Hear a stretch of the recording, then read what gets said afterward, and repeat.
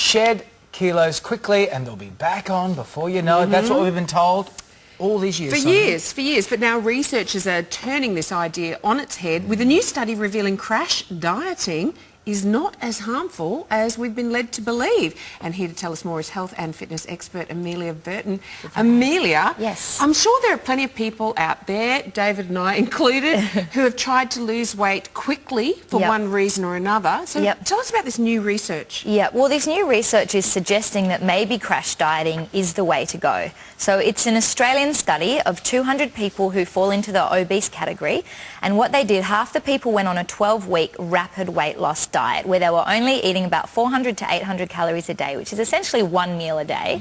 The other group were on a 36-week weight loss diet where all they had to do was cut down by 500 calories per day, cut down, so it was a lot easier. Now, 81% of the people in that rapid weight loss group lost all the 15% body weight in the 12 weeks, whereas only 50% in the second group lost the weight. So what they're suggesting is that the first group, the rapid weight loss group, had better results, so therefore rapid weight loss or crash dieting must be the way to go.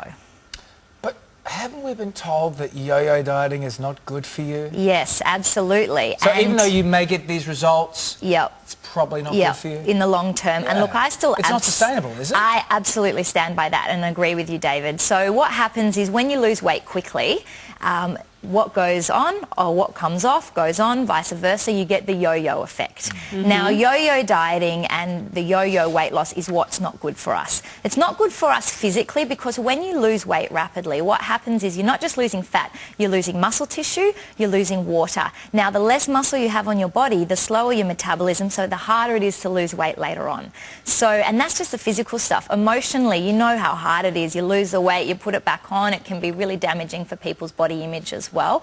So it's that yo-yo that's really bad for you that you need to be careful of. Because another finding from that study is that most people had put the weight back on after 2 years, whether they did it quickly or slowly. Yeah, and isn't that interesting? So about 75% of the entire group put the weight back on, and it didn't matter which group they fell into. Now, I don't want to deter people from going on a weight loss program because don't forget this was an obese category of person, not just, you know, your regular overweight.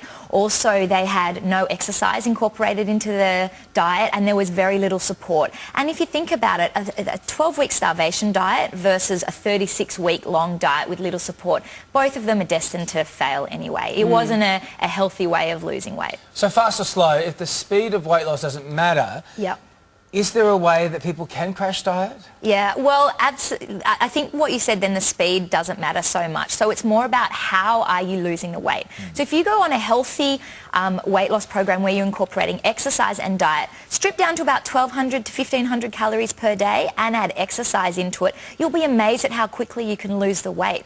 In fact, if you weigh under 100 kilos, you expect to lose half a kilo to a kilo per week. If you weigh over 100 kilos, expect to lose 1 to 3 kilos per week. If you weigh over 130 kilos, you expect to lose around 5 kilos a week. Now, that's a lot of weight loss. A lot of people will be happy with that, but that's doing it the healthy way. Amelia, since you've had your baby, how much weight have you lost? Well, I put on 16 kilos throughout my pregnancy, and I've essentially lost 14 kilos because I'm 2 kilos back to And how long has that taken? It's taken me 12 weeks. But I have to... But you're in fitness. I have to caveat the fact that I exercise right up. I did a pump class the day my baby was born. I'm still eating a bowl of ice cream at night, just a little bowl, but I'm still... So it's breastfeeding.